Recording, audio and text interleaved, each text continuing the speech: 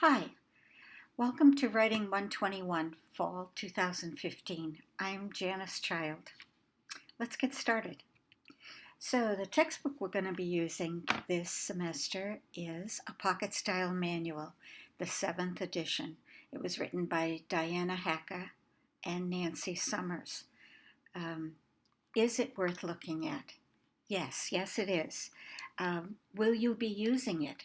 Yes, you will. So it's a small book and it's not particularly expensive. I think you can buy it on Amazon for $30 or less. I think, I'm not sure.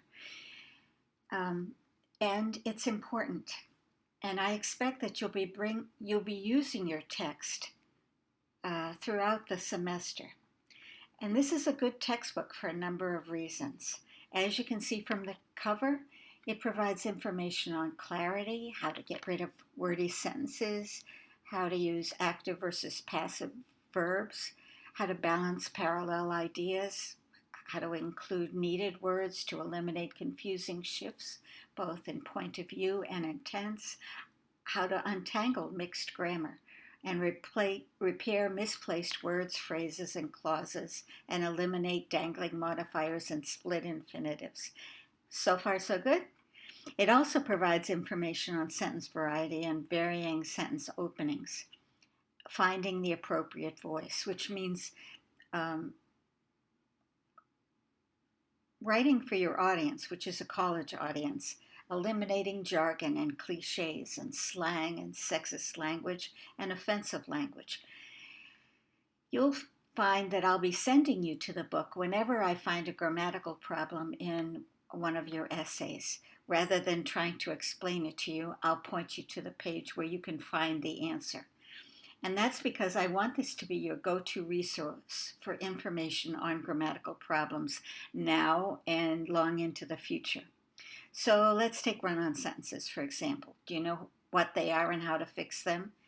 You'll find the answer in both the grammar section of the book as well as the punctuation section.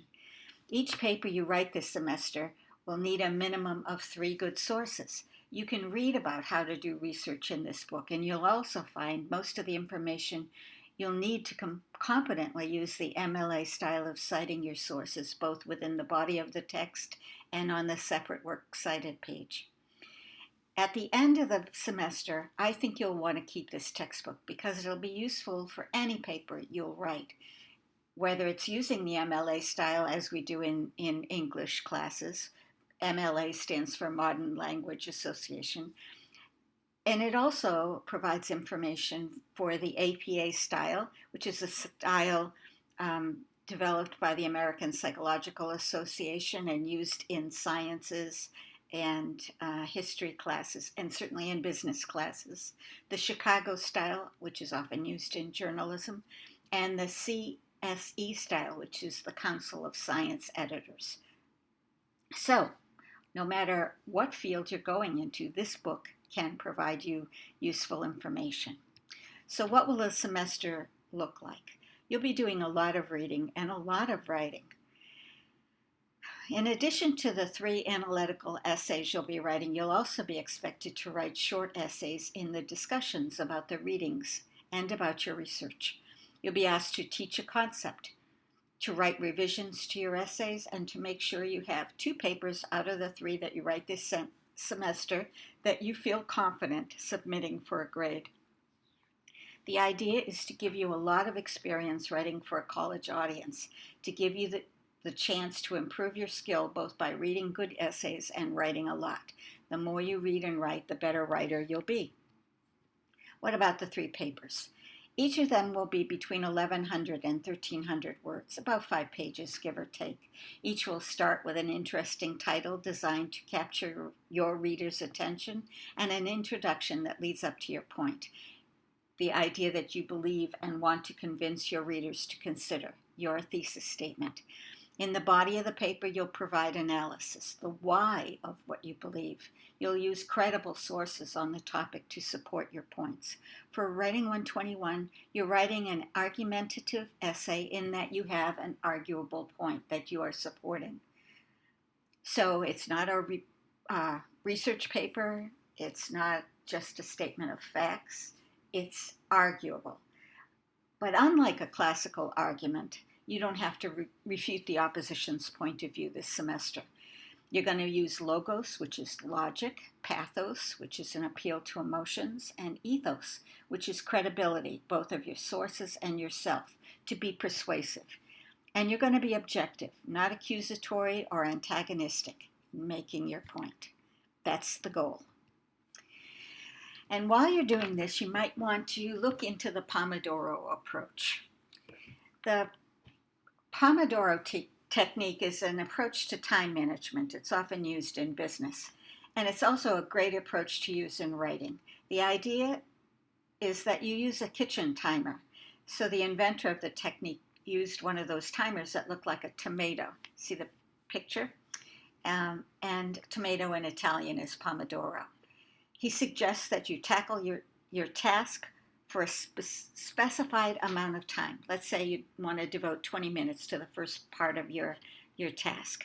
And after you do that, when the timer goes off, ding, ding, ding, you get up and you take a break from the task. You go away, you do something else, you clear your mind. And if you do this in writing a paper, you might start with researching your topic to find out what's been written about it recently, what's the conventional wisdom, what might be an interesting facet that you could focus in on in your paper, and to identify your own unique perspective. So let's say you do this for 20 minutes and then the timer goes off, ding, ding, ding, and then you get up and move away from your work for a little while. Then you come back. Reset your timer and you review your research and you begin to brainstorm. Maybe you use clustering or mind mapping or free writing or the journalist questions, who, what, when, where, why, and how, to find a specific topic that interests you and about which you can be interesting. Make sure it's pretty tightly focused because 1,100 to 1,300 words is not a very long paper. If you're a photographer, think of it like using a macro lens instead of a wide angle lens. Get up close and personal with your topic. So, you've done that for about 20 minutes. Ding, ding, ding. Take another break. Walk away. And when you come back, set your timer for 20 minutes and use that time to write as much as you can of your first draft. Then walk away. Keep this up until you have a good first draft, breaking the process into small, doable sections so that you don't get overwhelmed and so that you can stay excited about your topic and what you have to say about it. So, you've written your paper. And now you submit it for peer review, and when you get comments back, you'll submit it for me to review. But you'll also have a chance to work on the process of improving your essay before you receive a grade. What does that mean? It means that a huge portion of your grade will be missing until the very end of the semester. You can revise your essays. In fact, you have to revise at least 2 of them to receive a grade for them. You can revise them more than once if you like. And you might want to use the Pomodoro technique for your revisions too. So what else are we going to be doing? Well, the best way to learn something is to teach it. And I'm asking that you make presentations on some facets of the writing process and teach each other. So you'll be asked to make PowerPoints or Prezis or use some other presentation software that you like to create an interesting presentation on maybe thesis statements or run-on sentences or using the MLA style of citing sources. You'll have to write a script, review it, practice it, and then create an audio track based on your script. Save your presentation and upload it to the discussion board or save it to YouTube and provide a link. Then review the presentations of 2 other students who provided presentations on something else and comment on them. It won't be hard to find the information for your presentations, either in your textbook or online on a University Writing Center site, but find a way to make it meaningful and useful. Presentations are a big part of today's communication process, and we should take this opportunity to really get good at making them interesting and useful. So what else?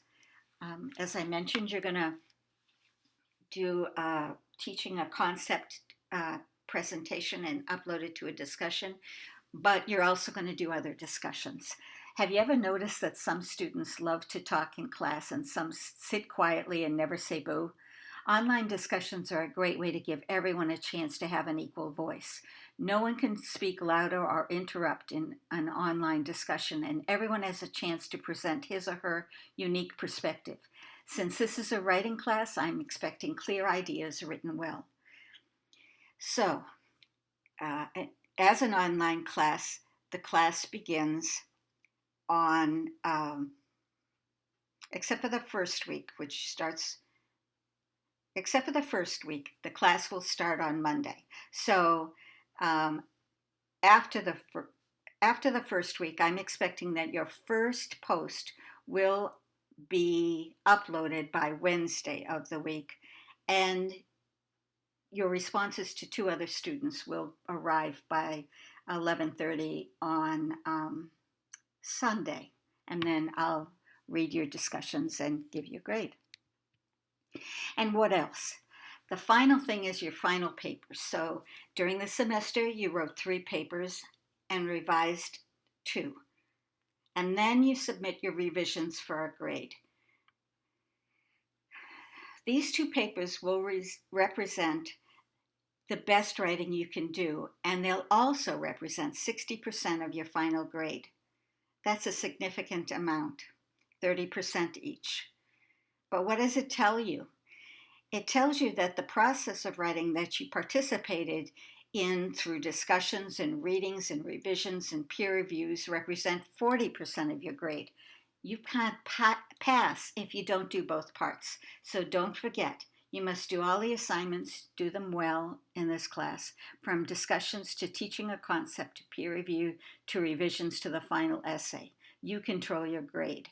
Don't give it away, and don't let it get away from you. One more thing, look at the image of the essay on this presentation. You'll see that the comments are included in the margin. I use this approach too. It's called track changes. And if you haven't seen it, know that I'll explain how it works around the time that you submit your first paper. It gives me the chance to be very thorough in my comments and for you to accept or reject my questions and suggestions without having to rekey in the entire paper. It also gives me the chance to compare your revision to your first draft. It's a great tool for me to see your progress and for us to have a dialogue about what you're writing. And for me, truly, it gives me a sense that I'm an engaged reader in your writing.